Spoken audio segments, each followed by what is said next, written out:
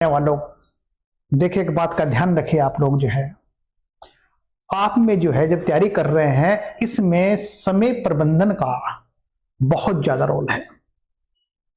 अगर आपको time management करना आ गया तो ये समझिए आपकी सफलता बहुत इजी हो गई है। देखिए पढ़ने को तो बहुत सारे बच्चे पढ़ रहे हैं, पर पास चुनिंदा ही होते हैं। अब ये चुनिंदा कौन से होते हैं? देखिए जिनका एक टाइम मैनेजमेंट बढ़िया होता है, जिनको मेंटेन करना आता है। मेंटेन का मतलब देखिए बहुत सारे बच्चे क्या करते हैं, शुरू से पढ़ते पहले आईपीसी पढ़ते हैं, फिर सीआरपीसी पढ़ते हैं, फिर एविडेंस पढ़ते हैं, फिर इस तरह से कंटिन्यू पढ़ते हैं। पता लगा हमने जो है आईपीसी, सीआरपीसी, एविडेंसी और मतलब जो है सीपीसी पढ़ा, तो हम जब टाइम आएगा 2 महीने निकल जाएगा, उसके बाद हमें देखेंगे हमें आईपीसी पता ही नहीं होगा।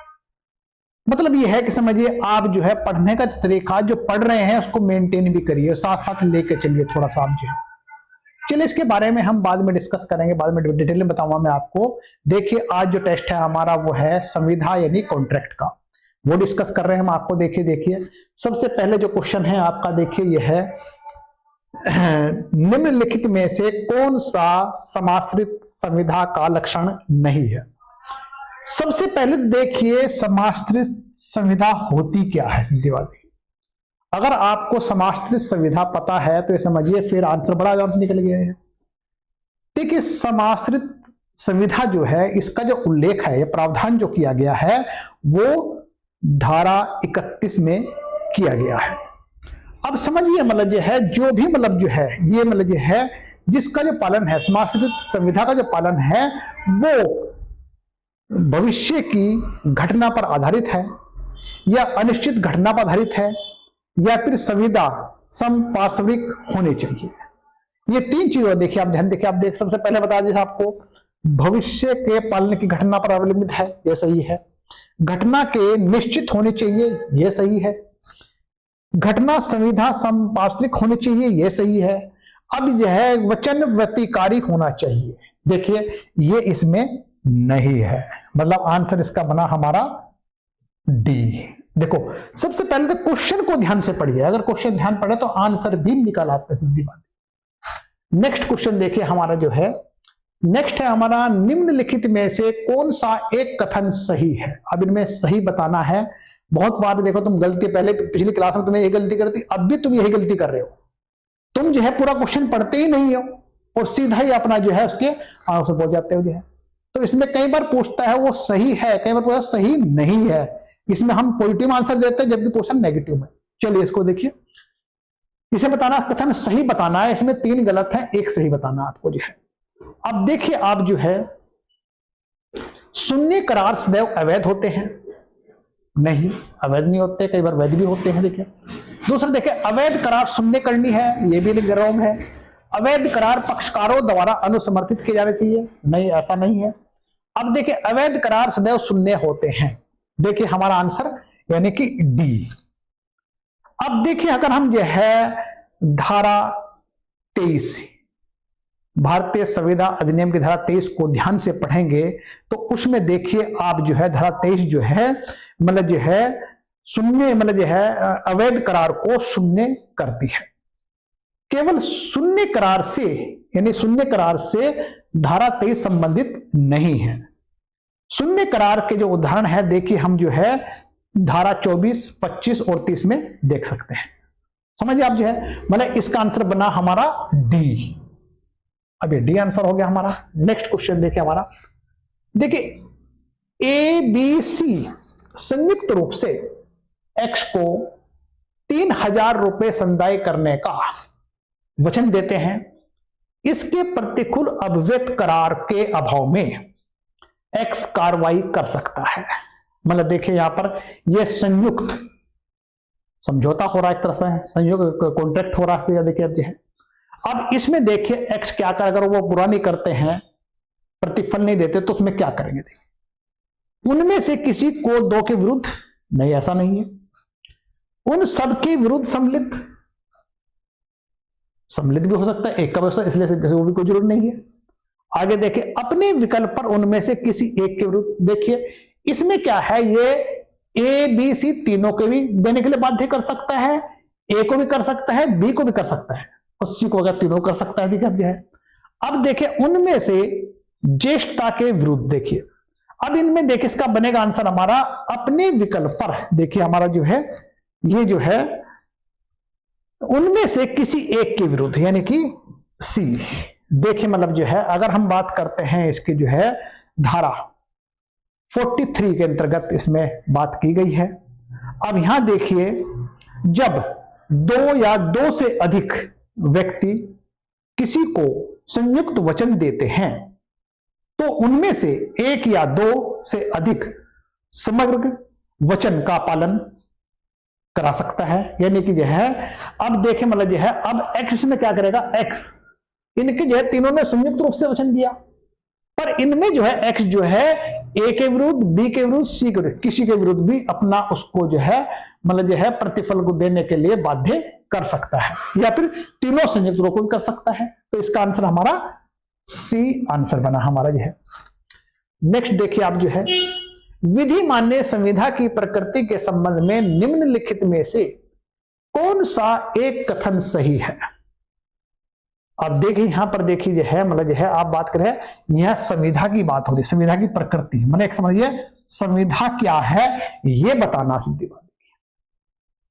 अब देखिए मतलब जो संविधा सहमत पक्षकारों के बीच चाहे वह स्वास्थ्यचित या अस्वास्थ्य, ये तो रोंग हो गया है, या फिर देखिए संविधा बिना प्रतिफल के करार है, नहीं प्रतिफल होना जरूरी है। उसके बाद देखिए वह करार जो विदित है परिवर्तनीय है संविधा है, सभी करार संविधा है, नहीं ऐसा नहीं है। इसका आंसर सी बनेगा। देखिए अगर देखें मतलब जो है जो करार विदित है परिवर्तनीय हो ये संविधा है। देखिए अगर हम संविधा की बात करते हैं, संविधा का जो मतलब जो है परिभाषा जो दी गई है 2G में दी गई है। अब देखिए इसमें जो है इसकी सक्षमता या फिर परिवर्तनीयता को धारा 10 के अंतर्गत हम देख सकते हैं। मतलब जो है जो विधि द्वारा लागू हो वह संविधा है, मतलब वह करार जो विधि है परिवर्तनीय है वो संविधा है। इसका आंसर हमारा सी हो गया। नेक्स्ट, वह पक्षकार जिसे संविधा भंग द्वारा कोई हानि नहीं होती है हकदार है, यानी संविधा द्वारा कोई हानि नहीं होती है, हकदार है कानूनी नुकसानी का, परिनिश्चित नुकसानी का, निद्रस नुकसानी का, नामात्र नुकसानी का। देखिए अगर संविधा भंग के द्वारा कोई हानि नहीं हो रही है तो ये हमारा नामात्र नुकसानी का हकदार होता है। अब देखिए कई बार इसमें देखिए हमारी बात करते हैं हम जो है इसमें ये जो मतलब जो है धारा संविधा भंग होना जो है ये धारा 73 से संबंधित है 73, परंतु इसमें कभी कभी देखिए आप कई बार जो है न्यायालय उसके अधिकारों को मतलब जो है मान्यता देते हुए कई बार उसे नामात्र नुकसानी देने के लिए बाध्य कर सकता है, या फिर हम कह सकते हैं नुकसानी दिला सकता है। अब ये हमारा जो है डी आंसर है इसका। जो है ध्यान से चेक करते रहिए आप, जो है देखते तुम छोटी छोटी गलती करते हो देखो कितनी प्रॉब्लम होती है। आगे नेक्स्ट क्वेश्चन हमारा है निम्नलिखित में से कौन सा एक पदक्षम करार नहीं है। देखिए पदक्षम करार का मतलब समझिए आप जो है एक तरह से जो है जो मतलब जो है वह करार, यानी अगर आपको पदक्षम करार पता है तो समझिए पूरा आंसर निकल गया में। देखिए यह है अब देखिए जो पदक्षम करार जो है वो धारा 30 से संबंधित है। धारा 30 में इस करार में क्या है पक्षकार को जीतने या हारने मतलब जो है के अलावा कोई हित नहीं होता है। मतलब इसमें एक तरह से देखिए बाजी करार भी कह सकते हैं जो है या तो वो जीत जाएगा या हार जाएगा, इसके अलावा कोई हित नहीं होता है। अब देखिए लॉटरी की बात कर, लॉटरी जीत सकता है नहीं भी जीत सकता है, ये भी पदक्षम करार वाला आ गया। ठीक है, लॉटरी टिकट खरीदने के करार जो है लॉटरी खरीदने करार ये थोड़ा कि मान लो जो है वो जीत लग भी सकती है नहीं लग सकती है, तो ये भी इसके कम आ गया हमारा।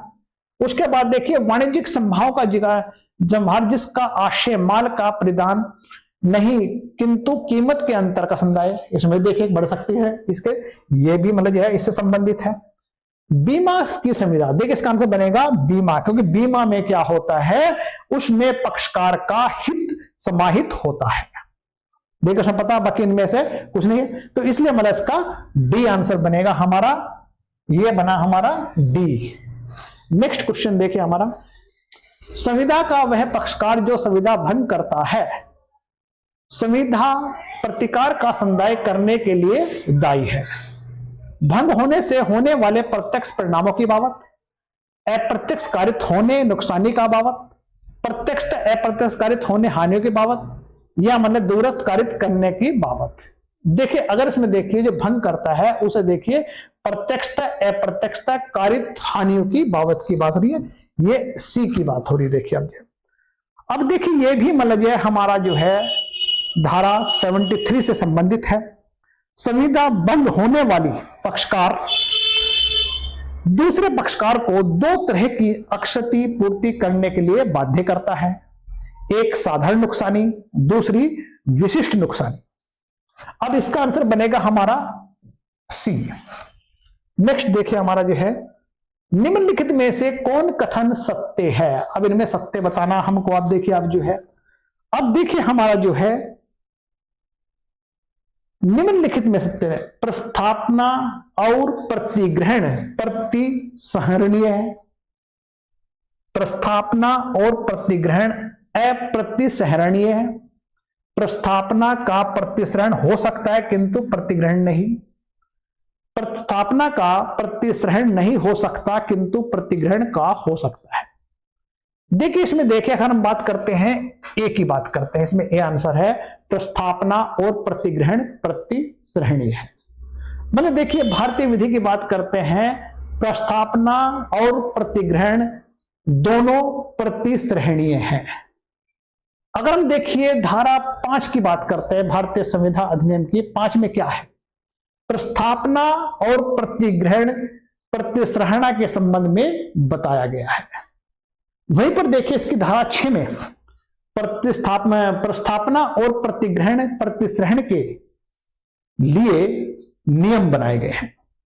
देखिए आंगन विधि में क्या है, प्रस्थापना और प्रतिग्रहण का प्रतिसरणीय नहीं होता है। समझ ली मेरी बात, आपको इसको ध्यान देकर दो चीज बताई मैंने आपको। अब देखिए हमारा इसका आंसर जो बनेगा हमारा वो ए आंसर बनेगा, इसका आंसर हमारा ए हो गया। समझ गए आप जो है। चलिए आगे दे नेक्स्ट क्वेश्चन देखिए हमारा जो है, संविधा में संस्कृता का सिद्धांत प्रतिपादित किया गया है, यानी संस्कृत आगे देखिए। अब देखिए इसमें जो है इसका सीधा ही है, मतलब संस्कृता का तो ये डनलैप न्यूमेट्रिक वाला इस दीवार क्लियर तो मैं कई बार प्रैक्टिस करा चुका आपको, है तो इसका आंसर डी है। ये जो मतलब जो है डनलैप न्यूमेटिक टायर कंपनी लिमिटेड बनाम सेलिफ्रिज एंड कंपनी, ये जो है हमारा देखिए एक तरह से प्रतिफल के बारे में बात करता है, प्रतिफल के बारे में बात हो रही है, तो इसका आंसर हमारा डी हो गया है। नेक्स्ट क्वेश्चन देखिए हमारा, एक दूसरे के साथ निकट संबंध वाले पक्षकारों के बीच नैसर्गिक प्रेम और स्नेह अभिव्यक्त सहयुक्त है। देखिए सुनने करने संविधा ऐसा नहीं है, प्रतिफल के बिना संविधा हो सकता है, विधि विरुद्ध प्रतिफल ये भी नहीं है, शून्य संविधा से। देखिए प्रतिफल के बिना संविधा देखिए, अब देखिए यहां पर निकट संबंध का मतलब समझिए एक ही परिवार के या एक बहुत क्लोज रिलेटिव की बात हो रही, तो वहां पर जो है बिना मतलब बिना प्रतिफल के ही मतलब संविधा हो सकती है, वहां को जरूरत पड़ती है। इसका आंसर हमारा बन गया बी। नेक्स्ट क्वेश्चन देखिए हमारा, अब देखिए इसको मिलान करना है, थोड़ा सा मिलान में देखिए थोड़ा ध्यान देखिए, बच्चे बहुत बार गड़बड़ करके आते हैं।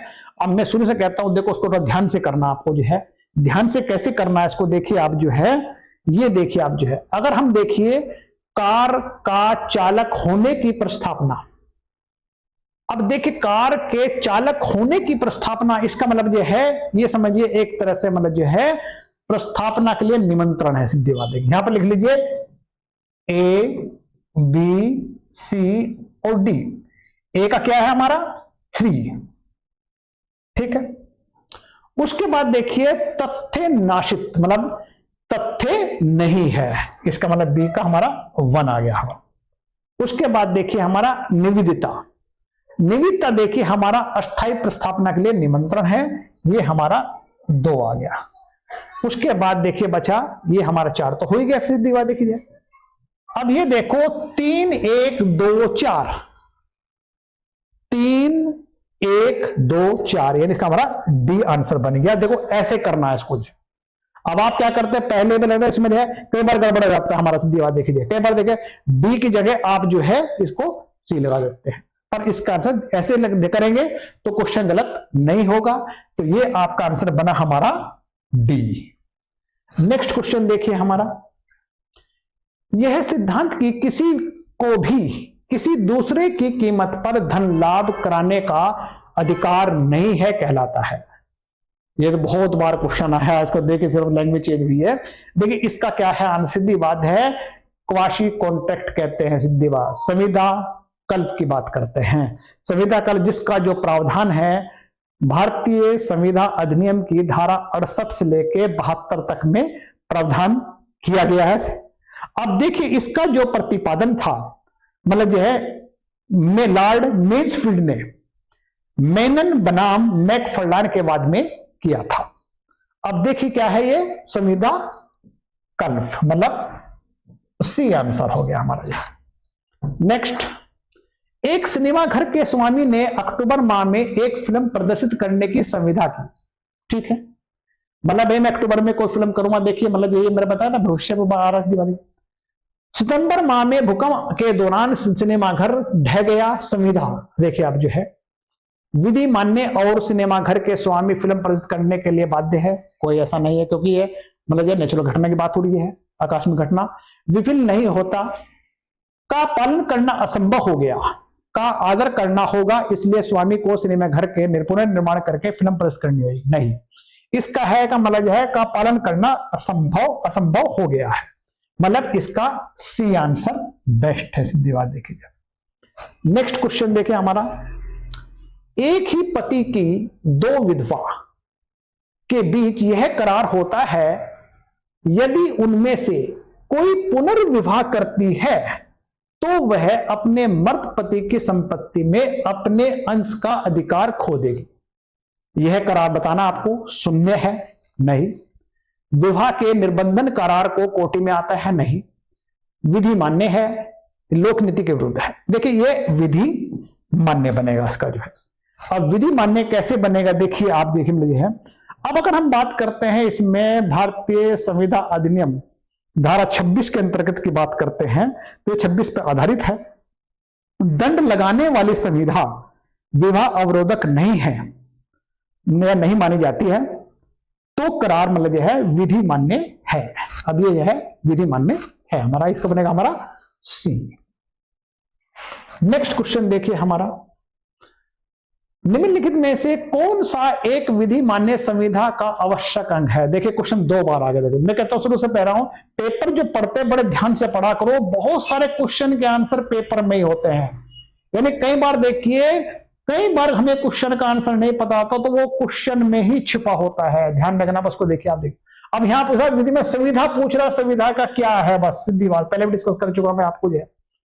अब देखिए इसमें जो है हम बात कर रहे हैं मतलब जो है यानी कि आवश्यक है पक्षकारों के बीच सौदा करने की समानता, पक्षकारों को पढ़ने वाली एक पक्षकारों के दूसरे प्रधानता नहीं, पक्षकारों की सक्षमता और संविदा सामर्थ्य, पक्षकारों की सक्षमता और सामर्थ्य, ये देखिए हमारा यानी डी आंसर है। अब देखिए हमारा जो है मतलब जो है संविधा है क्या, देखिए संविधा में जो है कोई प्रतिफल हो, दूसरा सक्षम पक्षकार हो, तीसरा स्वतंत्र सहमति हो, चौथा विधिपूर्ण उद्देश्य हो। अब ये हमारा संविधा के अंग है, तत्व हैं, इनसे हमारा संविधा हो जाता है। ये हमारा देखिए अब जो है इसका आगे नेक्स्ट का आंसर बनेगा हमारा, यानी कि ये धारा 10 से संबंधित है, ये आंसर बना इसका डी बन गया हमारा। अब देखिए नेक्स्ट क्वेश्चन हमारा जो है, जहां विधि यह विहित करती है कि संविधान लिखित होनी चाहिए वहां यह आवश्यक है कि वह लिखित हो। तो सीधी सी बात कहते जहां लिखित है तो वहां लिखित हो। इस शर्त को पूरी न होने पर संविधा, देखिए जब मान ले कोई बात कह दिया भाई देखो ये काम है लिखित में होना चाहिए, लिखित में ना हो तो क्या अपरिवर्तनीय है, सीधी बात देखिए ये तो सिंपल है। आप पढ़ते देख लें, बहुत सारे कह रहे अविधि मान्य होगी, अरे भाई अविधि मान्य कैसे हो जाएगी, सीधे सिंपल क्वेश्चन तो पढ़ो ध्यान से। अब इसका आंसर हमारा सी आंसर है, मतलब जो है सॉरी सी आंसर है, अपरिवर्तनीय होगी। नेक्स्ट देखिए, अब ये जो मैं मिलान इस तरह के देखिए आप जो है निम्नलिखित पर विचार कीजिए, विधि माने संविधा के आवश्यक होनी चाहिए। देखिए ये 3 बार क्वेश्चन आ चुका, देखिए घूम रहा वहीं का वहीं ये चीज मैं बताया। अब देखिए संविधा में आवश्यक क्या है, कुछ प्रतिफल हो, बिल्कुल सही बात है। संविधा के पक्षकार स्वतंत्र सहमति, मैंने पहले बताया ये भी सही है। विधि उद्देश्य हो सम्मत हो, ये भी सही है। वैश्यक या अवैश्यक संविदाकारी पक्षकार, देखिए इसका जो आंसर बनेगा हमारा, देखिए ये है, ये बनेगा हमारा ए, 1 2 3 यानी ए आंसर है। ये देखिए एक क्वेश्चन से देखो कई तरह के सोल्व हो गए, इसलिए मैंने क्वेश्चन कई बार देखिए आप जो है। नेक्स्ट देखिए हमारा, निम्नलिखित में से कौन सी प्रस्थापना की कोटि में आता है। अब यहां देखिए प्रस्थापना की बात कर रहा, प्रस्थापना की कोटि में कौन आता है। बिक्री के बारे में समाचार पत्र में देखिए प्रस्थापना का निमंत्रण आ गया। दुकानदारों द्वारा खिड़की माल पर उस पर कीमत अंकित करना, यह भी प्रस्थापना का निमंत्रण हो गया। एक संगीत सभा के लिए यह भी निमंत्रण हो गया। ये हमारा देखिए प्रस्थापना जो है वो जनता के पुरस्कार की घोषणा, यानी डी आंसर है। देखिए आप कई बार ऐसे क्वेश्चन गलत कर देते हैं आप लोग, बताओ जब ऐसे गलत करोगे तो फिर कैसे सफलता मिलेगी। चलेगा, ध्यान दीजिए आगे से बारे। नेक्स्ट क्वेश्चन देखिए हमारा, अब देखिए मैंने पहले कहा था कि जब इस तरह के मिलान वाले क्वेश्चन है इसको बड़े ध्यान से करना है। ध्यान रखो कि गलतियां बहुत करते हैं यहां पर जो, जब तुम्हें आने के बावजूद भी तुम गलत करते हो। जबकि देखिए करना कैसे, देखिए अब देखिए इसमें पहले कहा था मैंने ए बी सी और डी, ये लिखिए पहले आप। अब देखिए हमारा, देखिए अगर बात करते हैं हम जो है धारा 10 तो कई बार डिस्कस कर चुका हूं, क्या बता दिया, वो सीधी बात है आपका जो है, ये हमारा जो है यानी कि संविधा की बात करें, संविधा की आवश्यक बात करते हैं तो मतलब हमारा 2 हो गया। और धारा 27 की बात कर रहे हैं हम जो है तो वो बन गया हमारा एक व्यापार की बात करते हैं। उसके बाद धारा 64 बात करते हैं हमारे शून्य करने संविधा की बात करते हैं, हमारा जो है ये हमारा 4 और ये 3, 2 1 4 3, 2 1 4 3, इसका मतलब हमारा डी आंसर हो गया है। अब देखिए हमारा जो है ये इसका डी आंसर हो गया है। अब देखिए आगे चलते हैं हम, देखिए बात करते हैं आगे। नेक्स्ट क्वेश्चन है हमारा, इसको फिर मिलान करना आपको। देखिए मिलान में देखिए आप जो है इसको भी ऐसे लिखिए, पहले मैं देखो मैंने कहा था हमेशा थोड़ा टाइम जरूर लगता है पर इसको सही कर देंगे आप जो है। देखिए हेडली बनाम वेक्स डेल, अब देखिए हमारा, देखिए अब जो है इसमें कैसे संबंधित है, ये बनेगा हमारा नुकसानी माप से, मतलब 3। दुर्गा प्रसाद बनाम बलदेव, ये बनेगा हमारा प्रतिफल से। उसके बाद देखिए हमारा लक्ष्मी अम्मा बनाम तेलंगाना, ये बनेगा हमारा अक्षम्य करार से, मतलब जो है 2। उसके बाद 3, ये हमारा 4, 3 1 2 4, 3 1 2 4 हमारा बी आंसर बन गया है, ये हमारा बी। देखिए समझाने को डिटेल में पहले समझाए रखा मैंने, इसमें डिस्कस तो उसमें टाइम वेस्ट होता है, तो जो है थोड़ा सा देखिए आप जो है। नेक्स्ट देखिए आप जो है इसमें भी देखिए मिलान वाला ही है, सेम वही काम करना आपको भी जो है। ए बी सी डी, अब देखिए हमारा जो है जमुना दास बजाज बनाम राम अवतार, ये संबंधित है हमारा संविधा की संख्या 1 से, ठीक है। अब देखिए जो है जमाल बनाम मुल्ला दाऊद एंड सन्स, ये बनेगा हमारा नुकसानी से। उसके बाद देखिए हमारा सत्यव्रत बनाम घोष मंगनी दास, ये बनेगा हमारा देखिए संविधा की विफलता से। उसके बाद एक ये 4 हमारा हो गया, मतलब देखिए हमारा ये आंसर बनेगा सी, ये सी आंसर हो गया इसका। नेक्स्ट क्वेश्चन देखिए आपका जो है इसमें मिलान करना आपको जो है, मिलान में देखिए आपका जो है डेरी बनाम पीक, इसको भी ऐसे करिए ए बी सी और डी। डेरी बनाम पीक मतलब जो है ये बनेगा हमारा 4 से है। उसके बाद हमारा क्रेल बनाम हेनरी, ये बनेगा हमारा देखिए 3 मतलब जो है समाश्रित संविधा से।